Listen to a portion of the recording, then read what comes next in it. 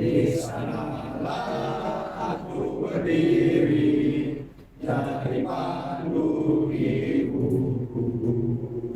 Indonesia Raya, merdeka, merdeka, hiduplah Indonesia Raya.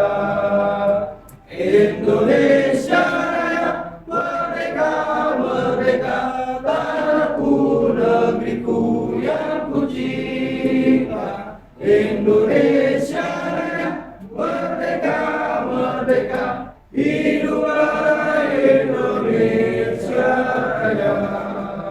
Di siang hari ini di Jakarta ini panas dan di ruangan ini panas, kita masih bisa silaturahmi. Semoga panasnya matahari dan panasnya tempat tidak membuat kita redup dalam bagaimana menjaga Ibu Pertiwi ini. Hari ini bagaimana kita mau tahu atau kira-kira menurut tiga narsum ini soal ancaman polarisasi dan ujaran kebencian yang bermuatan sara di ruang digital di tahun politik.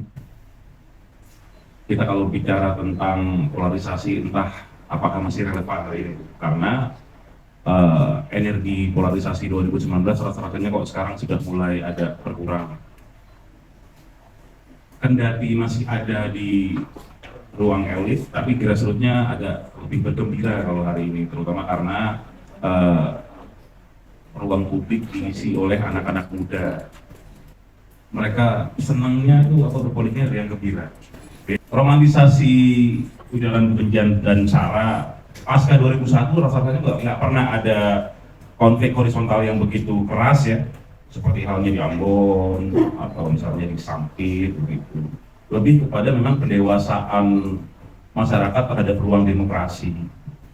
Sebelum masuk dengan tema ya, kita perlu tahu DPT ke depan pemilih untuk teman-teman generasi Z dan milenial, misalnya di DKI Jakarta itu saja sudah 50%. Untuk tingkat nasional itu tidak salah hampir 113 juta yang namanya pemilih Gen Z dan generasi milenial. Artinya hampir 56%. Ini cuma saya mau menekankan kembali lagi soal pesta demokrasi ini, pesta demokrasi yang waktunya sangat terpendek. Di 2024 itu sangat terpendek, saya nggak tahu ada apa. Ya kan, nanti itu dalam ruang dan forum tersendiri ya kan. Tetapi soal produksi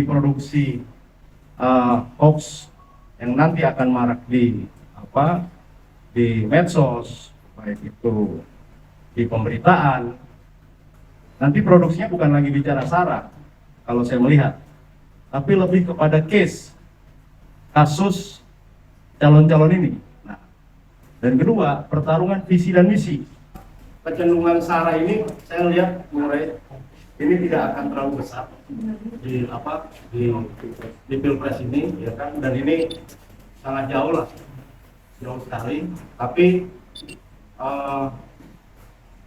indikasi ke sana pun saat ini juga belum terlihat. Makanya ke depan ini memang ya dari kelompok-kelompok masyarakat kita harus ikut menjaga bangsa ini. Betul, saya sepakat dengan Bung Ray tadi bahwa siapapun presidennya, siapapun capresnya bodo amat. Tapi bagaimana persatuan dan kesatuan bangsa ini lebih utama daripada pilpres 5 tahun sekali ini. Orang-orang yang punya kepentingan merusak negeri ini gitu. Sampai saat ini kita lihat memang belum besar. Adapun ada. Itu Bang yang bisa saya share bahwa ke depan memang kita apalagi sebagai generasi muda, generasi milenial, penerus bangsa ini, ya kita sama-sama menjaga negeri ini. Tentu juga mungkin ini menjadi kami share gerakan kami memang bukan atas nama Forum Masyarakat Cinta Bangsa ini, tapi di dalamnya orang-orang kelompok-kelompok yang alumni bela negara, bahkan kegiatan-kegiatan orang-orang yang tersentral dalam orang-orang yang cinta terhadap negeri ini membuat satu gerakan. Ini kita konsep 5 bulan yang lalu bahwa bulan depan ini kita akan gelar deklarasinya mentolak politisasi sara, karena kami melihat bahwa masih ada yang menggunakan itu gitu. Saya melihat bahwa sekarang memang secara isu yang berkembang memang tidak besar soal politisasi agama atau politik identitas ini. Melainkan ya isunya agak sedikit tergeser. Adapun ada sih masih ada. Saya sangat meyakini masih ada. Terbukti ketika kita lihat tanggal kemarin 30 itu nyerang bahwa ya kurang lebih bahasanya terhadap Pak Ganjar lah misalkan. Tertipin lu booster-booster rupiahmu gitu loh kira-kira. Bajingan brengsek, nah itu udah keluar satu itu. Ya saya berharap agar masyarakat saat ini tidak terjebak dalam ikut-ikutan membuat berita-berita hoax, sara dan ujaran kebencian, maka harus dewasa terhadap medsos. Kejadian-kejadian 2017, 2019 semoga saja tidak terulang kembali karena polarisasi, politisasi agama, konflik horizontal ini sangat susah untuk kita perbaiki atau kemudian redam. Maka saya berharap kepada teman-teman masyarakat Indonesia ini menghadapi atau mengikuti pilpres kali ini sangat riang gembira. Jangan sampai kemudian ya kita terjebak dalam isu-isu politisasi sara, agama dan sebagainya. Lebih